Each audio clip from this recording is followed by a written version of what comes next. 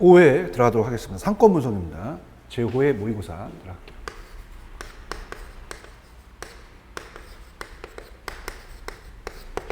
상권 분석입니다. 자, 26번서부터 가도록 하죠. 갑니다. 자, 26번 별표 쳐야겠네요. 노면 독립입지가 또 나왔습니다. 나왔던 건 계속 나오겠죠. 26번 노면 독립입지의 장점이 아닌 것은, 자, 또 나왔습니다. 요거 3번이죠.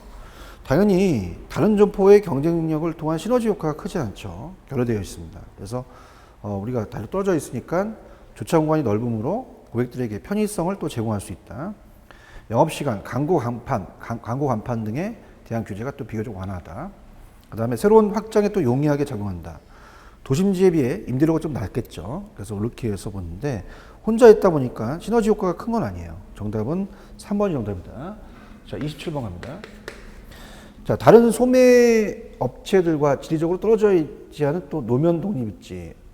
자, 다른 중 노면 독립입지 적합한 경우가 볼 수 없는 것은, 자, 또 냈네요. 이거 너무 중요하니까. 정답은 1번이 정답입니다. 그래서 좀 전에 봤듯이 이 노면 독립입지는 다른 소매업체들과 지리적으로 떨어져 있자므로 다른 점포와의 시너지 효과는 기대할 수가 없어요. 단점이죠. 그래서 시너지 효과를 창출한다는 건 1번이 틀렸습니다. 자, 2번. 물론 네트워크상에서 비용 절감을 위해 특정한 위치가 요구되는 경우, 그 다음에 점포 디자인이나 주차장들을 자유롭게 활용할 필요가 있는 경우, 그 다음에 할인점과 같이 저비용 저가격 전략을 또 채택하는 경우, 목적 구매 상품을 또 취급하는 대규모 판매점, 이렇게 볼 수가 있겠죠. 정답은 1번이 정답이다. 이렇게 보고요. 자, 28번 갑니다. 28번을 보시면, 자, 네일리의 소매 인력 법칙을 설명한 내용으로 가장 거리가 먼 것은 이렇게 되어 있어요. 그죠? 그래서 우리가 1번입니다. 확률이라는 단어나 효용. 자,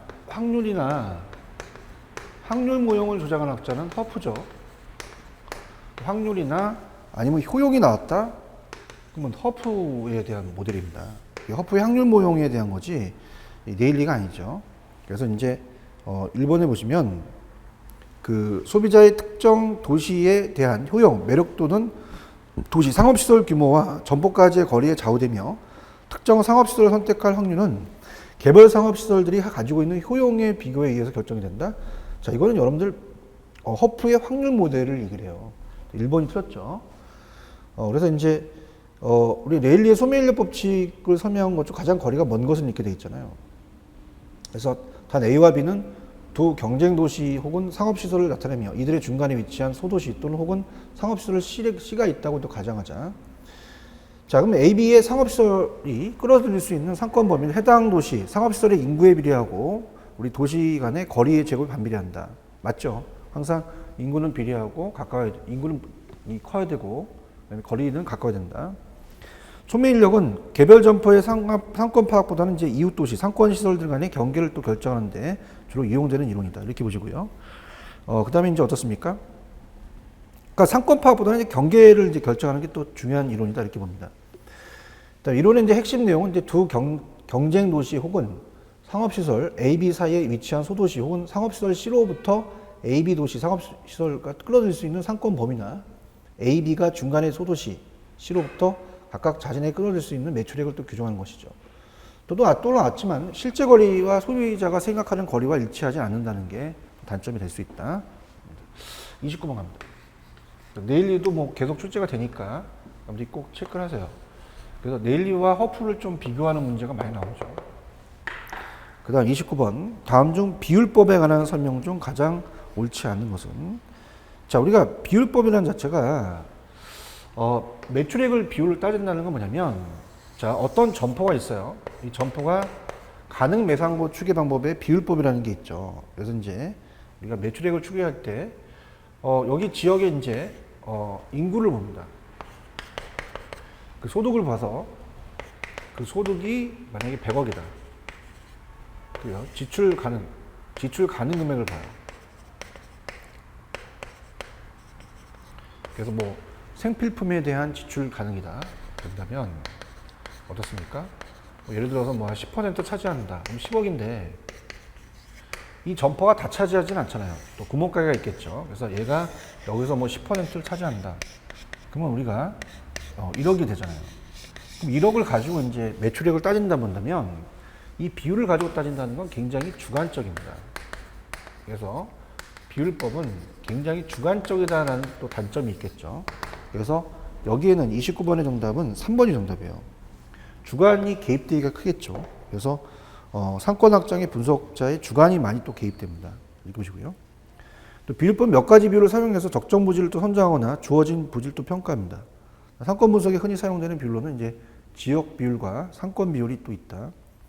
자료를 손쉽게 또 구할 수 있죠. 분석 비용도 다른 어떤 것보다 좀 저렴하겠고요. 30번 갑니다. 자, 30번을 가시면 자, 뭐라고 되어 있냐면 이제 신규의 출점 시 검토 사항 중에서 입지 환경 조사와 관련된 내용으로 가장 적절한 것은 이렇게 되어 있죠. 자, 요거는 이제 정답부터 확인한다면 가장 필요한 건 2번입니다.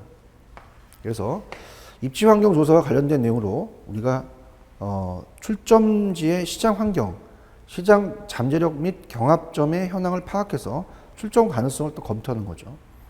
자, 1번은 이제 해설에도 있지만 자료를 분석하거나 관계관청 등을 통해서 조사하는 건 장래성 예측 조사고, 그 다음 3번 소비자의 구매 동향 및 의식, 요구를 각각의 상품 레벨에서 상세히 파악하는 것은 그룹 인터뷰 조사고요. 그 다음에 경합점의 개요 파악을 위해 각 점의 특징을 조사하는 것은 경합점 기초조사. 그 다음에 이제 어떻습니까? 방문 목적 및 빈도, 이용 고통 기간, 자주 방문하는 지역 및 이미지 등의 주요 조사 내용은 이제 통행자 조사다. 이렇게 보시면 됩니다. 자, 31번으로 갈게요. 다음 중 중심지 이론에 관한 설명 중 가장 거리가 먼 것은 이렇게 돼 있죠. 자, 이것도 이제 답만 좀 우리가 확인합니다. 정답은 당연히 4번이 정답이죠. 자, 한 도시에 어떻습니까? 중심지의 기능의 수행 정도는 일반적으로 그 도시의 인구 규모에 반비례한다. 자, 인구 규모에 비례하고요. 우리가 중심지 도시 지역을 둘러싼 배후 상권의 규모는 도시 지역의 규모에 비례하죠. 그래서 우리가 반비례를 다 비례로 고치셔야 합니다. 이렇게 보시면 되고요. 그 다음에 이제 뭐 다른 것들은 이제 1번 한 지역 내의 생활 거주지, 취락의 입지 및 수적 분포, 취락들 간의 거리 관계와 같은 공간 구조를 중심지 개념에 의해서 설명하는 이론이고요. 중심지가. 그 다음에 이제 이 기능은 도시의 여러 기능 중 도소매업, 교통, 행정, 기타, 서비스업 등의 3차 산업의 기능을 말합니다. 당연한 거죠. 중심지는 배후 지역에 대해 다양한 상품과 서비스를 제공하는 교환의 편의를 도모하는 한 장소예요. 그죠? 그러니까 옆집 계신 곳이 배후지라고 한다면 제가 여기 강의하는 여기 학원이 우리가 중심지죠. 그래서 제가 여러분한테 상품 서비스하는 게 아니라 이 강의 서비스를 하는 요 장소를 말합니다. 4번이 틀렸고요. 자, 크리스탈로는 중심성이 크고 작음에 따라서 도시 상하 계층을 나누고 이들 중심지의 기능 및 중심성의 문제에 대해서 이론 조칙을 세웠죠. 맞습니다. 그 다음 32번 갑니다. 자, 32번의 핵심 키는 드라이브예요. 드라이브 인. 자, 그럼 드라이브 한다. 그럼 드라이브 한다면 자동차를 끄집어내셔야 돼요. 그래서 문제 중에서 자동차라는 걸 읽는 걸 딱 끄집어냅니다. 요게 이제 바로 5번에 있는 거죠. 그래서 이제 주변 거주 인구가 적고 지나가는 자동차 수 및 해당 지역까지 관광하려는 나오는 관광객 수에 따라서 좋고 나쁜 입지가 정해지고 있다고 했을 때 반면에 계절성이 높고 식사 시간대별로 변수가 커서 위험도 많은 지역이다. 그럼 당연히 드라이브형이 됩니다. 다른 것들은 이제 물론 자동차가 나온 게 일본도 있지만 일본은 이제 대부분의 가정에서 자동차를 소유하고 있으므로 자동차 객이 몰리고 비교적 넓은 지역을 대상으로 사업을 할 수 있는 것은 도시근경형이고요. 그 다음에 2번과 3번은 시가지형입니다. 그 다음에 우리가 2번과 4번, 그 다음에 3번은 해당 지방의 중핵 도시를 중심으로 쇼핑을 비롯해서 상권의 흐름이 이 상권을 중심으로 모여 분산되어 간다. 이건 이제 도시형, 다운타운형이다 이렇게 해서 보시면 됩니다. 그래서 여기서 드라이브형은 이제 자동차를 찍긴 찍는데 1번은 이제 도시근경형이고 5번은 이제 자동차가 여기 바로 드라이브형이다, 야외형이다. 그래서 보통 간선을 떠나서 드라이브인 입지, 도로형이라고 할 수 있죠. 최근에 관광지 리조트 입지도 드라이브인형으로 이제 생기는 거죠. 그래서 이런 이렇게 5번을 이제 찍으셔야 되고요. 그 다음에 이제 뭐 얘기 안 해도 33번에 별표를 쳐놔야겠죠. 넬슨이 또 나왔습니다. 넬슨의 소매 입지론에서 주장하는 점포 입지 선정의 8가지 법칙 중 상호 보완 관계가 있는 점포가 서로 인접해 있음으로써 서로 고객의 흡입력을 또 높일 수 있는 것은 양립성이죠. 그래서 넬슨은 양립성에 대해서 제일 강조했습니다. 그러니까 넬슨에서 가장 강조한 게 양립성이에요. 그러니까 양립성이라는 것은 자, 점포가 있으면 만약에 여성 의류점이 있다. 그러면 액세서리 같은 경우는 어떻습니까? 의류사러 갔다 어머 이쁘다 사고 이렇게 보완 관계라는 거죠. 자, 대체 관계가 아니에요. 대체 관계가 아니라 보완 관계로 봐야 됩니다. 그러니까 서로 매출액에 대한 걸 증가시킨다는 얘기예요. 그래서 양립성을 강조했다. 그래서 여기에서 가장 적합한 거는 2번이 정답이에요. 자, 집중 흡입력은 누적적 흡입력이라고 하죠. 그래서 우리가 갑자기 경동시장 간다. 경동시장은 이제 하나방이 따닥따닥 붙어서도 장사가 잘 되죠. 자, 3번 중간 저지형은 중간에 가로채는 거고 상권의 앞으로 잠쟁력이나 경쟁을 또 회피한다. 자, 이렇게 해서 정답은 2번이 정답이다. 이렇게 보시고요. 자, 34번은 조금 이제 난해하죠. 33번은 이제 별표 하나 쳐놓으시고. 자, 고객의 흡입이 용이하도록 끌어당길 수 있도록 점포의 입구나 건널목 상태 및 고객의 주요 유동 방향 등을 반드시 확인해야 한다. 이에 대한 접근성 분석과 관련된 내용으로 가장 적절하지 않는 것은 자, 우리가 자동문이나 해적문의 점포의 출입구에 있는 건 좋지가 않아요. 그래서 보시고요. 그다음에 대부분의 도보객은 버스나 택시, 지하철을 이용하므로 안내 표지판을 설치해 두면 좋다. 안내 표지판을 설치하는 것이 아니라 이들 교통시설물과 근접해야 되는 거죠. 그죠? 그래서 이제 그런 것들이 이제 정답은 1번이다. 이렇게 보셔야 됩니다.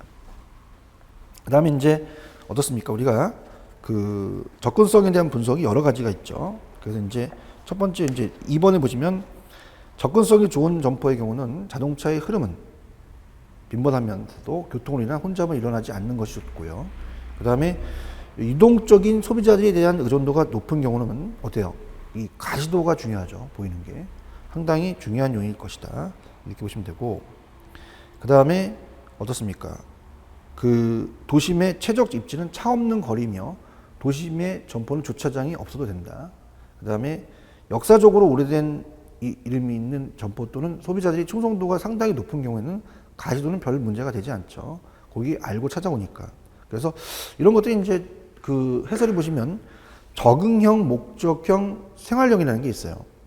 적응형은 이제 도로자의 접근성 우선 고려해서 출입구, 시설물, 계단, 가시성 등이 도보자가 접근하기 좋아야 되고, 목적형 입지라는 것은 특정 테마에 따라 고객이 유입되므로 차량이 접근하기 쉬워야 되고요. 그 다음에 생활형이라는 것은 이 지역 주민이 주로 이용하는 식당으로 도보나 차량으로 모두 또 흡수될 수 있어야 된다. 생활형 입지다. 이렇게 보시면 합니다. 35분 갈게요.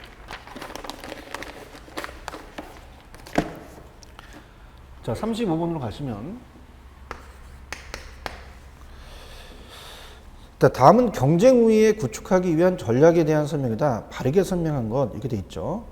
자, 우리가 일단은 이렇게 해볼게요. 차별화와 세분화라는 건 달라요. 자, STP 전략의 세그멘테이션과 포지셔닝이라는 게 있어요. 자, 시장 세분화라는 자체는 자, 세분화는 사람을 나눕니다. 사람을 나누는 게 세분화예요. 그래서 이 인구학적 특성에 따라서 우리가 수요자의 특성에 따라서 나누는 것은 세분화가 됩니다. 그 다음에 차별화라는 것은 포지셔닝이죠.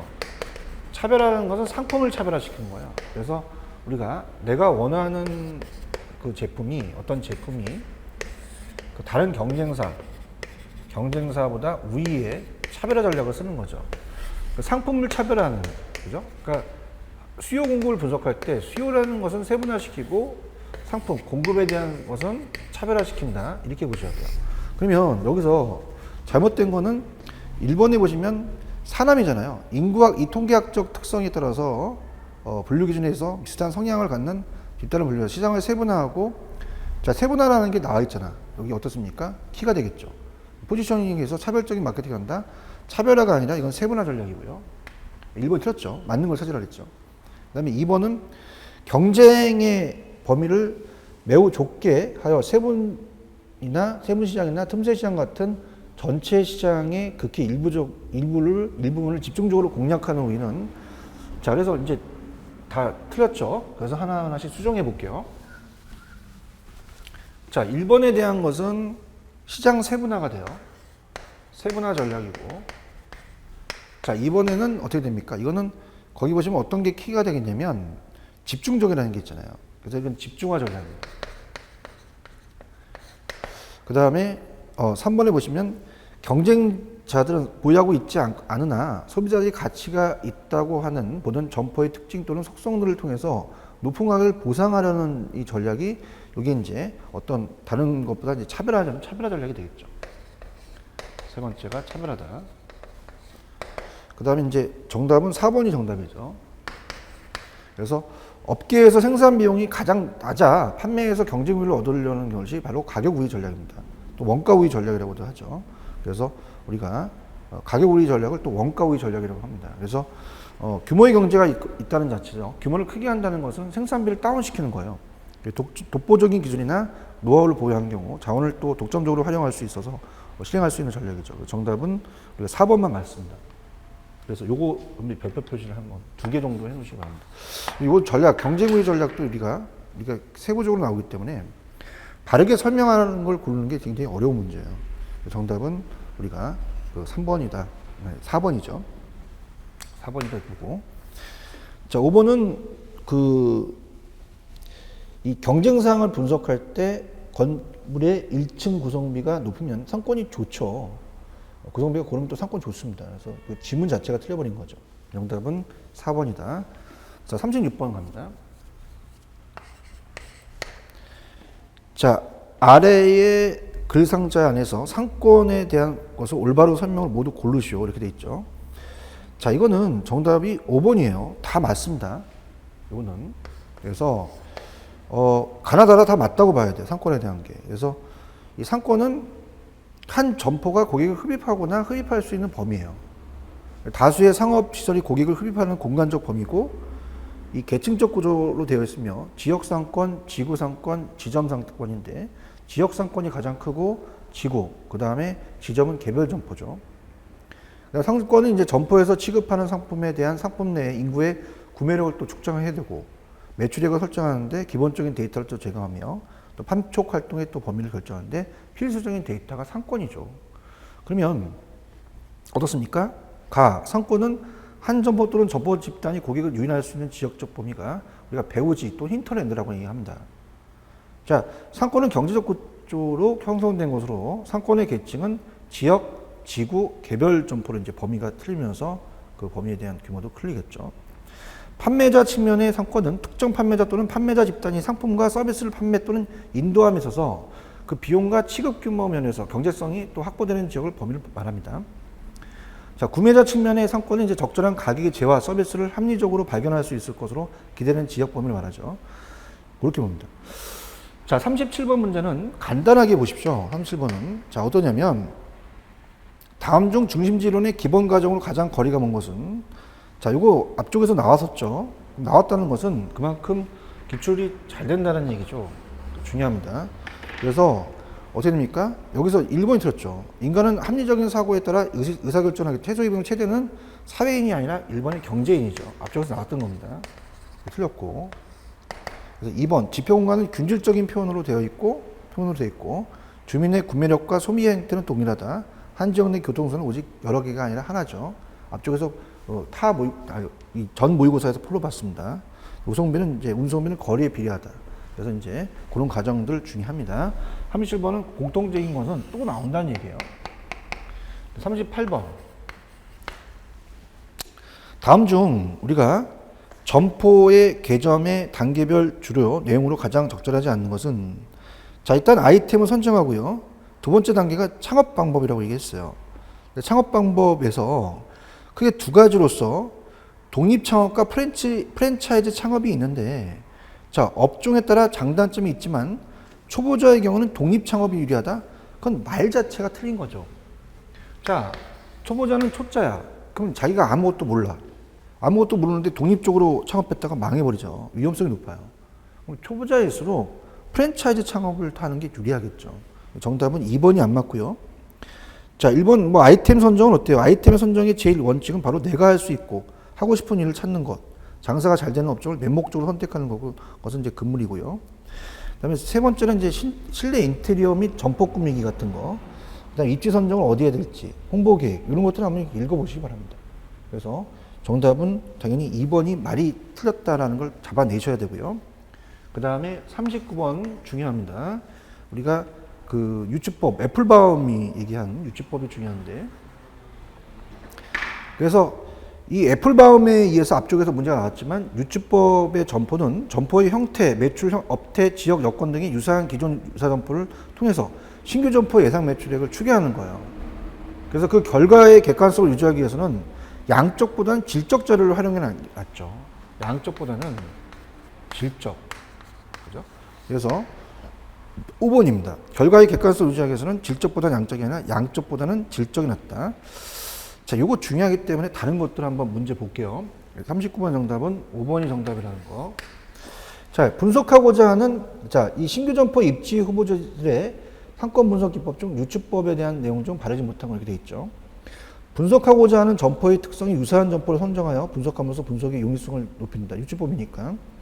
그다음 유사 점포에서 얻는 정보를 이용해서 신규 점포에 대한 예측과 벤치마킹 자료도 활용되죠. 아, 쟤네들이 저렇게 하고 있어? 그럼 나도 그렇게 만들어야겠다? 그렇게 가격을 매겨야겠다? 벤치마킹 할 수 있죠. 어떤 점포를 선택했는지에 따라서 결과가 다르게 나올 수 있기 때문에 결과의 활용을 또 제한할 수도 있고, 유사 점포의 상권 규모는 소비자와의 면접이나 실사를 통해서 추정할 수가 있습니다. 이렇게 보시고요. 그다음 40번으로 가볼게요.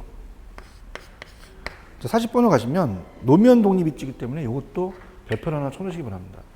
자, 그래서 노면 독립 입지에 대한 설명 중 올바르지 않는 것은, 자, 노면 독립 입지는 시너지 효과를 기대하기가 어려워요. 차별화를 또 위한 마케팅 비용이 많이 소요됩니다. 그래서 마케팅을 하는데 많이 또 별다른 또 비용이 발생하는 게 아니라 많이 들어가죠. 그래서 어떻습니까? 그만큼 이 시너지 효과를 기대하기가 어렵기 때문에 차별화를 위한 마케팅 비용이 또 많이 들어간다는 게 하나의 단점이다. 그 다음에 이런 경우는 이제 다른 업체들과 고객을 공유하지 않으므로 그에 알맞는 경영 전략을 또 수립해야 되고, 중소형 소매업체보다는 이제 하이퍼마켓, 대형 할인점, 해운제 창고형 할인점 등이 있다고 그랬죠. 여기에 속하고, 전문품의 경우는 독립입지가 바람직하지 않습니다. 바람직할 수도 있지만, 이 선매품의 경우는 여러 점포를 또 비교해야 돼요. 독립입지는 바람직하지 않죠. 그래서 앞쪽에 제가 선매품은 바람직하지 않다고 했어요. 확장 용이하고 주차 공간이 넓어야겠죠. 이렇게 해서 보시고요. 41번 갑니다. 자, 다음 중 획득 가능 매출의 추정에 대한 설명이다. 잘못된 것은 이렇게 되어 있어요. 자, 2번에 가시면 지역별 점유비 산정에 의한 방법은 우리가 어때요? 시장 점유율 분할은 이제 고객의 앙케이트를 통해서 구하는 것이 일반적이에요. 그래서 기간의 자료를 통해서 구하는 게 아니죠. 그래서 이제 우리가 이 가능 매출 추정에 대해서는 지역별로 시장 규모를 이제 산출하고 계획점, 경쟁점, 상권 외의 유출 등으로 시장 점유율을 분할하고 추정하며, 시장 점유율 분할은 어떻습니까? 우리가 고객의 앙케이트를 통해서 하는 것이지 기간의 자료를 통해서 구하는 게 아니죠. 그래서 앞쪽에서 이제 순서가 앙케이트를 조사하는 게 먼저였죠. 그래서 요거는 우리가 정답이 2번이 정답이다. 이렇게 보시면 됩니다. 그 다음 어떻게 돼요? 우리가 정확한 상권 설정, 규모의 추정, 입지 및 고객 분석, 경쟁 여건 분석 등을 고려하는 거 당연하죠.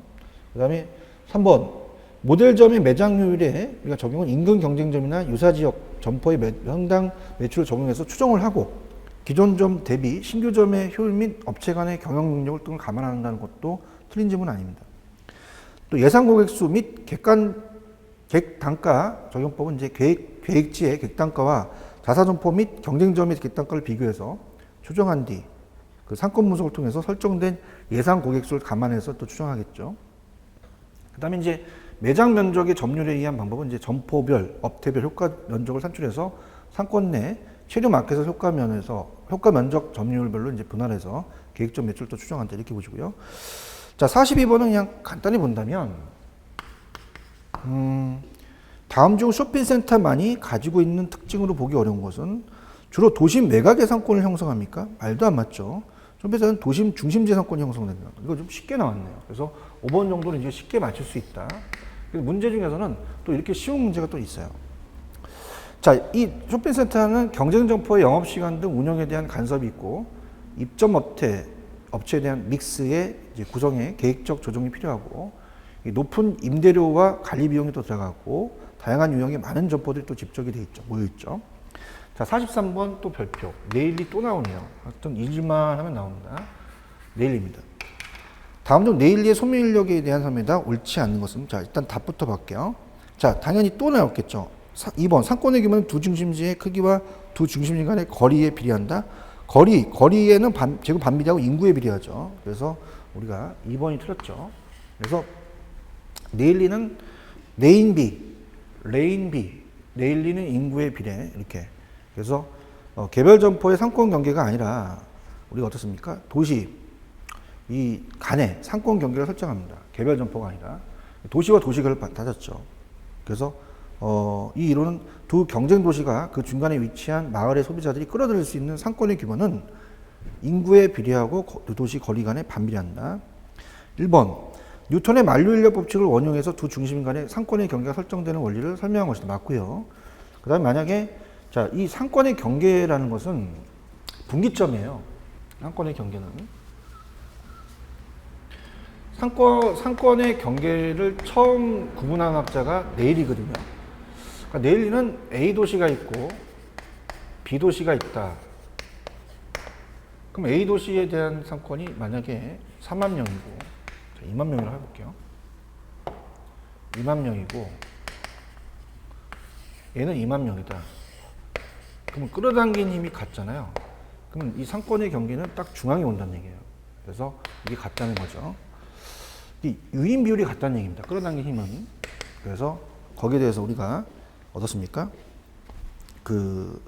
이 크기가 같다면 상권의 경계는 중심의 중간 지점에 올 것이다.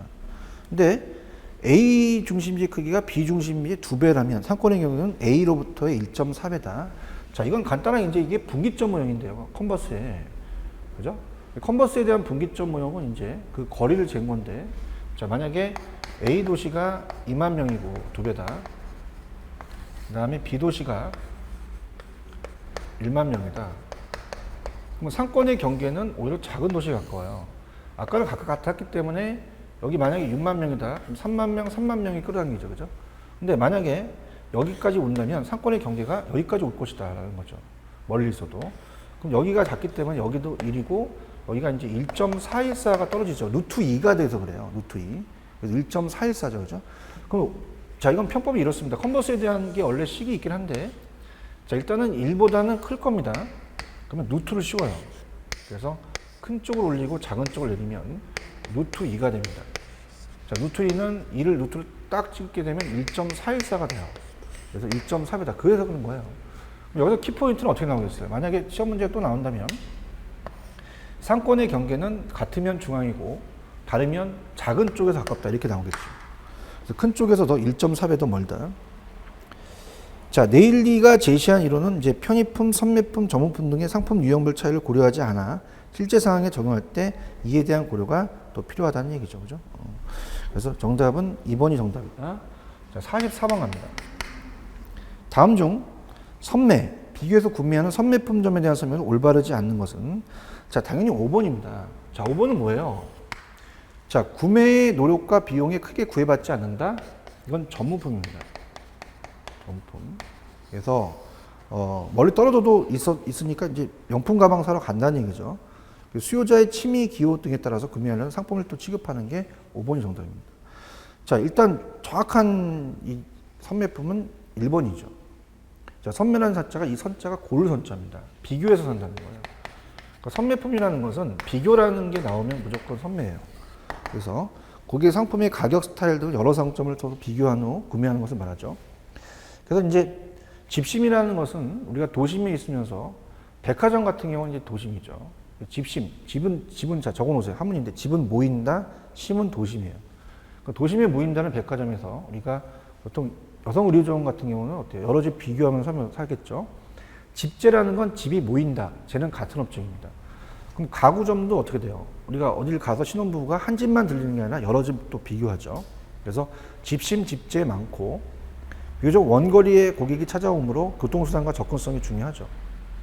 그다음에 편의품에 비해서 어때요? 편의품은 가격이 낮죠. 근데 얘는 가격 수준이 높고 이윤이 높다. 구매 수가 적죠. 편의품보다는 고객의 취미 등이 잘 반영되기 때문에 현존화가 어렵다. 자, 우리가 집집마다 가구 스타일이 다 틀리잖아요. 현존화가 어렵다는 자체의 단점이 되고, 그다음에 넓은 상권을 또 필요로 하며 유동인구가 많은 지역이 또 유리하겠죠. 여러 가지 비교를 하니까, 그죠?